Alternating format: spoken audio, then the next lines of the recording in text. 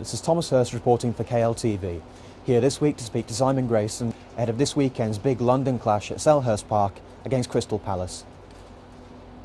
Simon, the whole game last weekend marked 6 games without a win. What can you do at this point to keep morale up within the squad? Well, I don't think morale has been affected from the players really. I think you've seen a determination in training this week from them to try and put right what's gone wrong. I think one or two people might just get a little bit carried away in terms of the number of games that we've lost or not won in, because we've had 4 or 5 players who have been missing in that early part of that run. So hopefully we're getting a full complement of players back now, which is going to help us. But obviously there's a lot of stuff that we need to do better to if we're going to get results.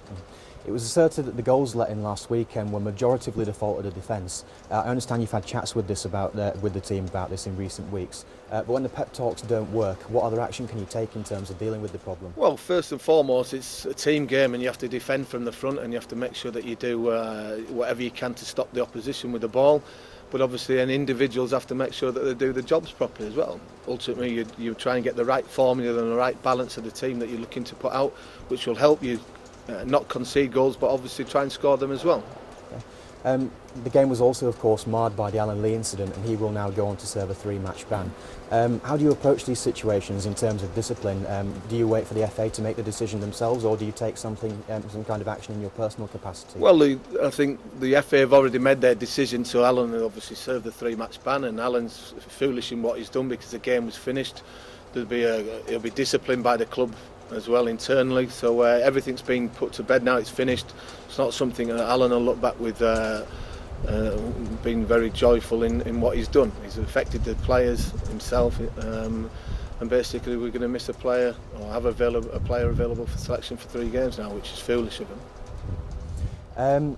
You have overall a good team of quality players. However, is the ability for some players to perform at this level, particularly 1 or 2 who came up from League One last season, questionable at this point in the season in terms of durability and consistency, or are they doing okay? Well, I think when you look at it, the majority of the time the players have done okay. Yeah, we want everybody to get better with every training session and every match day situation that we're involved in. So players, if they're not good enough, don't get in the team, whether they've played in League One last year or come from the Premiership or the Championship this year.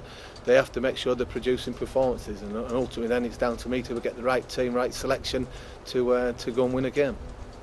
You've got Crystal Palace at the weekend, a team that look well rejuvenated under the leadership of Holloway, and they also have access to great attacking options in the form of Wilfried Zaha. With the goals leaked in recent games, what can you do to handle a player of his calibre?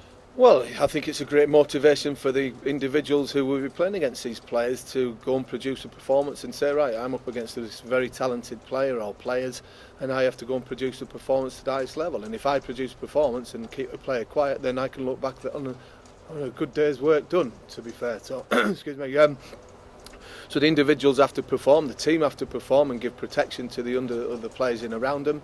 So whatever we achieve at the weekend will be a team ethic that we always encourage from the players, but certain individuals have to play to the capabilities to stop these players. In recent seasons, several teams, in order to perform in the Championship, have made a habit of turning to slightly older players who in their prime performed at the highest level. You see, we've got Blackburn this season bringing back Nuno Gomes at 36. Cardiff had Andy Cole for a while a few seasons back. Have you ever given thought to making such a purchase?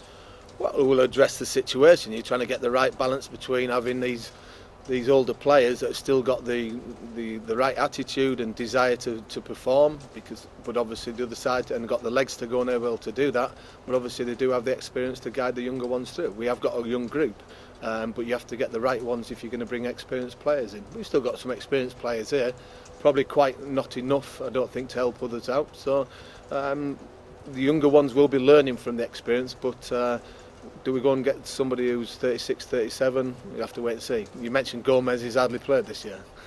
Okay.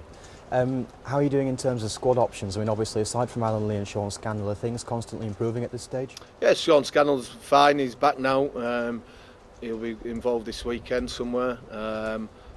Most people are back on the training pitch this week, which is good, and that's going to be a major plus for us, because when we've got a full complement of players available, then we're as good as anybody on our day. We've proved that already at times this season, so hopefully we can produce performances, starting with a great game at the weekend to get back on track again. Simon, thank you very much for your time. Cheers, no Merry problem. Christmas. All right. Cheers. Having spoken to Simon Grayson this week, he assures us of Huddersfield's ability to go down to Selhurst Park and bring back a good result. He also assures us of the team's ability to deal with dangerous attacking options that Palace possess, such as Wilfried Zaha. This is Tom Hirst reporting for KLTV.